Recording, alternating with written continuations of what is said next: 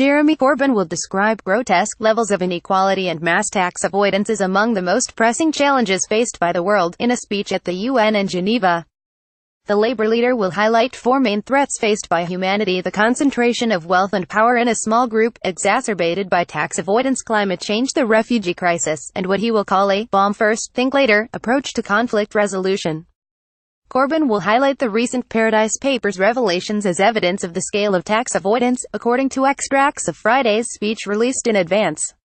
As the Paradise and Panama Papers have shown, the super-rich and powerful can't be trusted to regulate themselves, Corbyn will say.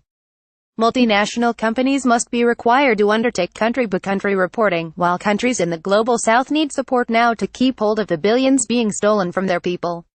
A Labour government would actively seek to assist tax authorities in developing countries, as Norway has done in a scheme with Zambia, he will say. Corruption in poorer nations is a global issue that requires a global response. He will add, when people are kept in poverty while politicians funnel public funds into tax havens, that is corruption, and a Labour government will act decisively on tax havens, introducing strict standards of transparency for Crown dependencies and overseas territories, including a public register of owners, directors, major shareholders and beneficial owners for all companies and trusts. More generally on the economic system, Corbyn will condemn a system where a wealthy few control 90% of global resources, of growing insecurity and grotesque levels of inequality within and between nations.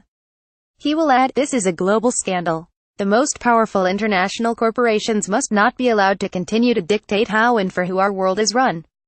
30 years after structural adjustment programs first ravaged so much of the world, and a decade after the financial crash of 2008, the neoliberal orthodoxy that delivered them is in crisis. This moment, a crisis of confidence in a bankrupt economic system and social order, presents us with a once-in-a-generation opportunity to build a new economic and social consensus which puts the majority in the driving seat. Extracts of the speech on climate change call for new policies from the globe's most polluting countries, including the UK, including allowing armed forces to devote more resources to tackling humanitarian emergencies, to factor environmental costs into official financial forecasting, and to back the Paris Climate Accord. Beyond the main points of his speech, Corbyn was due to again outline his vision for a post-Brexit Britain based on high standards, and reject those who hope to put rocket boosters under our current economic system's insecurities and inequalities. Corbyn will also accuse the UK government of being complicit in mass rights violations in Yemen, where Saudi-backed forces are fighting a long and bloody civil war against Houthi rebels. During a stopover in Saudi Arabia last week during a Middle East visit, Theresa May called on the country's rulers to lift a blockade on Yemen, which aid groups say is contributing to a humanitarian catastrophe that is fast getting even worse. But Corbyn will say ministers should do more. Theresa May turns a wily blind eye to the flagrant and large-scale human rights abuses now taking place in Yemen, fueled by arms sales to Saudi Arabia worth billions of pounds. Total British government aid to Yemen last year was under £150 million, less than the profits made by British arms companies selling weapons to Saudi Arabia.